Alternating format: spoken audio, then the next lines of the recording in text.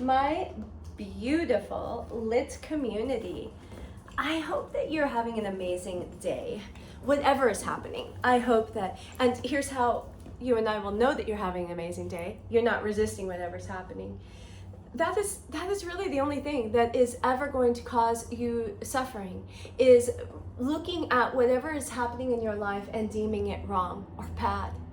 Because it's not. Everything is happening for you. And anybody who's on this path with me, if you've been, if you're in a course or you're doing something with me and you're seeing this video, then you know, then you've already agreed to at least walk in this process through the eyes of everything is happening for me, not against me. Everything is on my way, not in my way. And everything is unfolding perfectly. And so I am just somewhere on the path between where I am and who I'm becoming at any given time.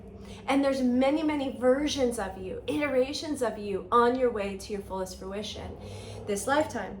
And so this is just a gentle reminder of that you are, everything is happening for you. So again, it's a gift. And look back at your life. I want you to look over your life, and you're going to be able to tell me very vividly and clearly, with so much passion and emotion, all the struggles that you've been through, all the people that have harmed you, hurt you, the times in your life where you hit a boulder, where it felt like something went wrong, where you were on this path and then boom, something threw you off. We can all remember those moments. Do you know why? Because you changed in those moments. Those were the moments that created who you are. Those are the most valuable, that's the gold in your life. It truly is.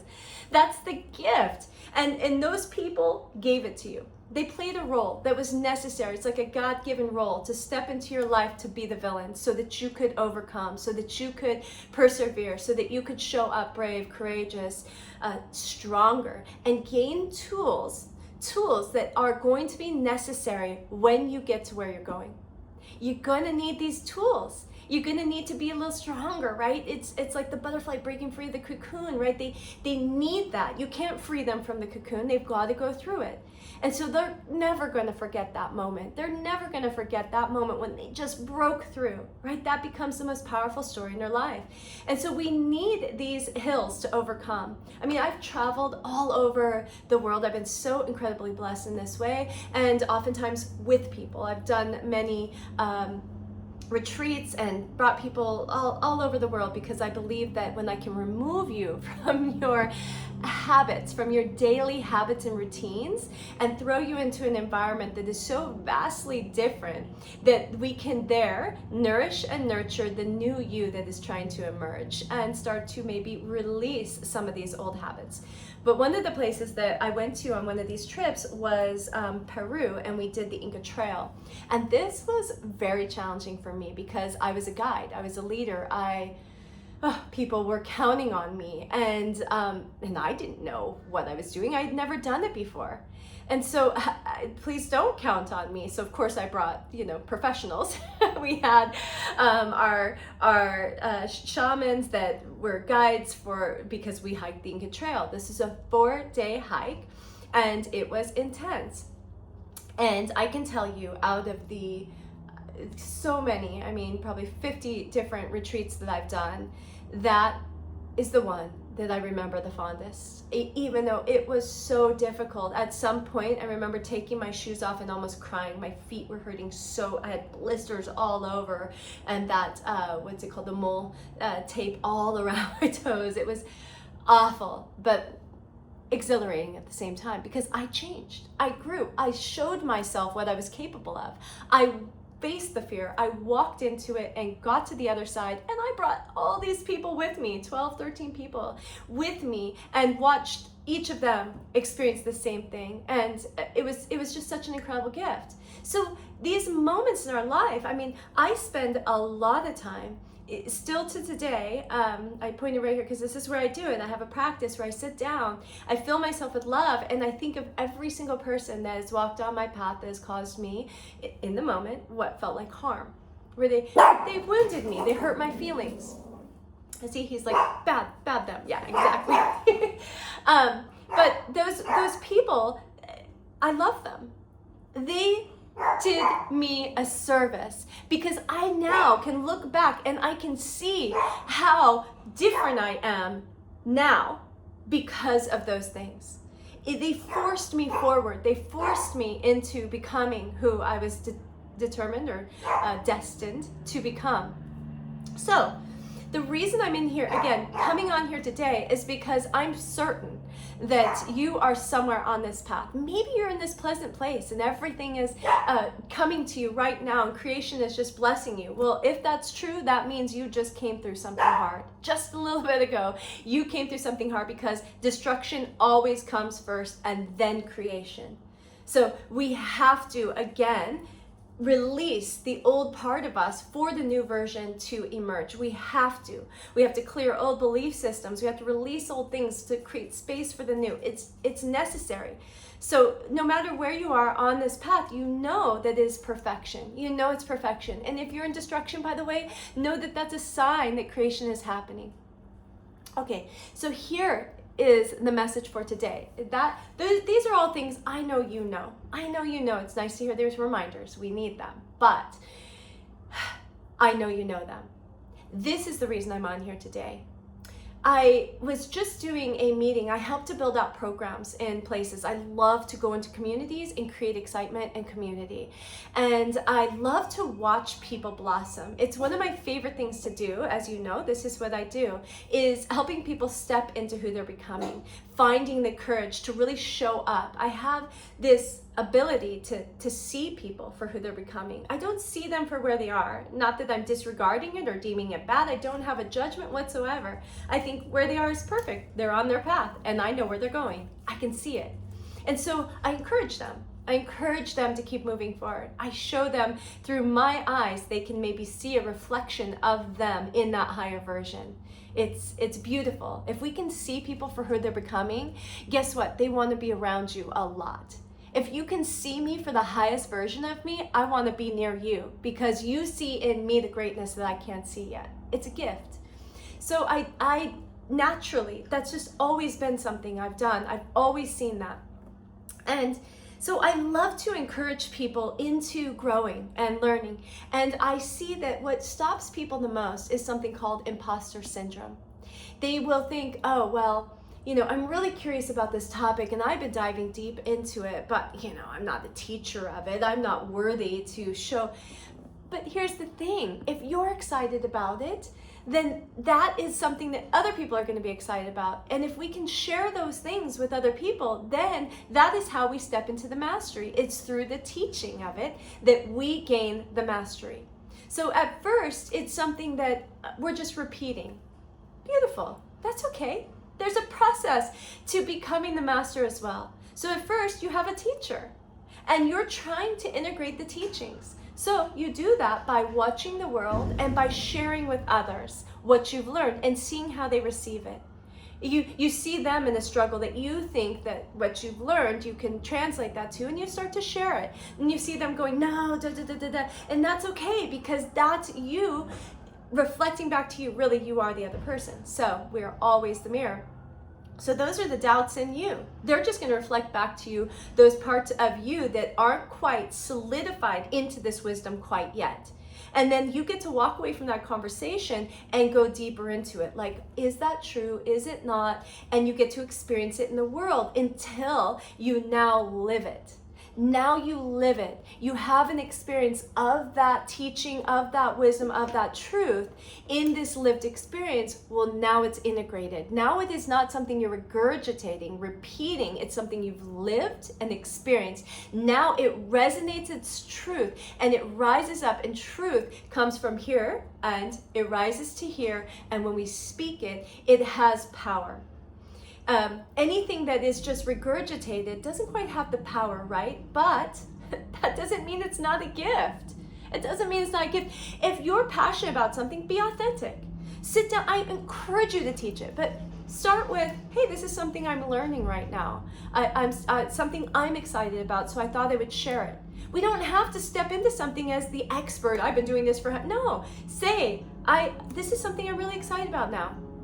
So again, I was using this because when I walk into these communities, I'm often trying to encourage the teachers and the guides and to keep the community growing together, and to do that by sharing what it is that you're going through.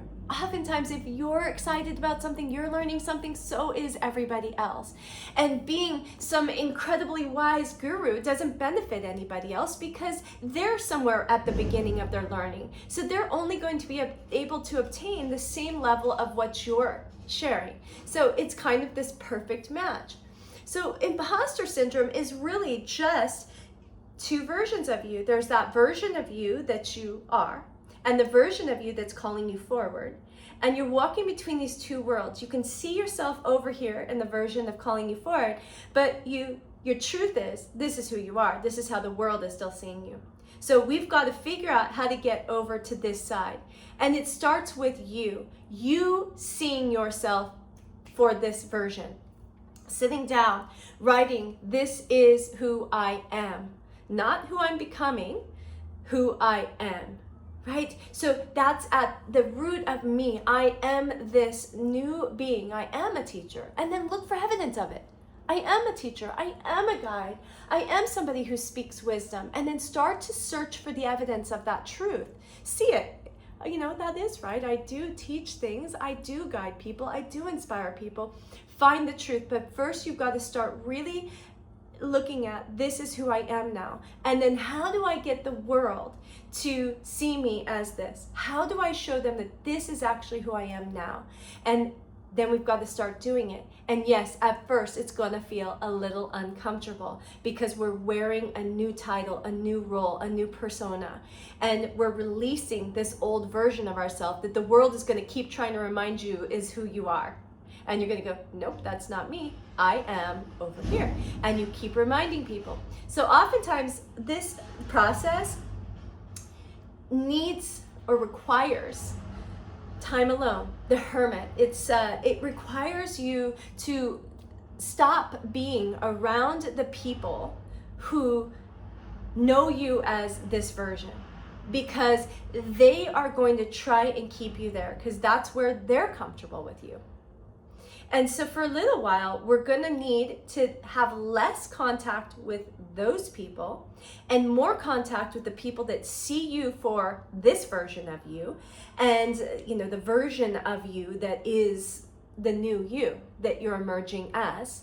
And then once you've got enough people over here viewing you this way that you truly believe it, imposter syndrome's gone. Now you come back to these people and you tell them, this is who I am. And if they can't get with it, then they will no longer belong in your energy because you won't want them there. It's not even want, it's the universe will somehow take them away. You're only going to have people around you that are now building this version of you. Something I want to leave you with, it's a powerful story that I love to share, and it is the story of the Golden Buddha.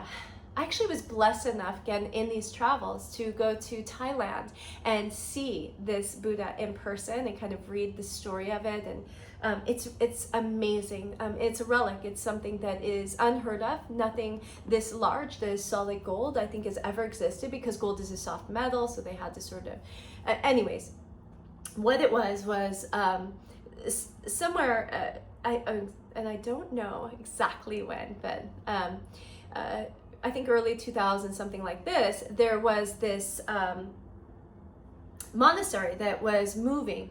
And when they were moving, they were most concerned with, how do we move this giant Buddha that we have? So kind of a pinnacle point, like a big part of their monastery was this massive Buddha. It is massive. And they were trying, I think like the size of a couple elephants, like a very, very large Buddha. And they were trying to figure out, how do we get this thing out? It's not something you can take out of a door, right? But it was necessary. They needed to move, and they, of course, were not going to leave their cherished Buddha there. So how do we move it? So they, had discussed with many people who have done things like this in the past, and the solution was remove the roof literally remove the roof with the crane and then come down and pick up this Buddha, take it out and put it onto a flatbed truck where then they could transport it. Sounds good, everything was great. So they did it. They were at the time where they needed to move, they needed to get this Buddha out, so they took the roof off, everything was fine. But the moment that they attached onto the Buddha with the claw or the crane and lifted it up, one of the monks had noticed that the Buddha was starting to crack and they got worried. So they didn't want to continue moving the Buddha while, potentially damaging it further. So they had gotten it out at this point, I think, and set it down onto this flatbed truck, but they weren't sure. They didn't want to move it. They didn't want to do anything. So they were just pausing and waiting. So throughout the night, while they were deciding, is there a way they could patch it, make it better, one of the monks was walking around the outside of it, just checking, making sure that it was safe and checking that the damage had not increased where the crack was. And he's got a flashlight. So he takes his flashlight and he shines it, and he's shining it into the crack, just analyzing, is it okay? And he sees something sparkle back at him, and what's this? It's like reflecting back at him. So he gets in a little closer, and then he ends up getting like a crowbar, like a screwdriver or something. He starts kind of gently chipping away at where he's seeing this sparkle come back. And the more he chips away, he begins to discover that underneath this thick layer of clay is a solid gold Buddha. And they couldn't believe this, right? So, their cherished Buddha had become a solid gold Buddha. So, apparently this upsets my dog. No, Prince, come here. So, the reason that this is amazing is they were trying to discover, why, imagine this. Why would somebody cover up a solid gold Buddha with clay? Why would you do that? Well, they looked back into their history and they discovered at one point they had heard that they were going to be attacked. I think China was moving in, but something was happening, and they had heard that they were going to be attacked, and they just wanted to protect their Buddha. They knew that they were defenseless, they would likely all die, but they didn't want their Buddha to be taken, so they covered it with clay. And of course, they believed that the entire monastery was then wiped out, so nobody could pass along this information of the true value of this clay Buddha until this was discovered. And so what is beautiful about this is I believe that every single one of us is that golden Buddha that has been covered with clay. And it was people that cared about us and loved us, just like those monks that covered us up too, to protect us, right? They were doing what they felt was the right thing, to protect us in this world and cover us up with this clay. And now our mission as we move through life is to bit by bit chip away at this clay and begin to reveal our true selves to the world. And first we need to see our own value, that gold that is you, that the world is waiting for you to show, to reveal, right? But we've got to feel safe first. We've got to feel integrated. We have to be in a place where we can radiate. So I often ask people to check in. Notice, maybe at one point in your life you weren't safe. Maybe that point is still happening, right? But oftentimes when we sit with this information, we're looking at our lives and we're going, back when I put that clay on, it was necessary, but it's not anymore. I can let my light shine, and maybe it's time. So this is my message for you today, and I hope that you take this and again do that work. Do the work of who am I? I want you to see, maybe look at the two aspects of you. This is who I am seen currently by the world. This is if you're walking in those two worlds. And this is who I'm becoming.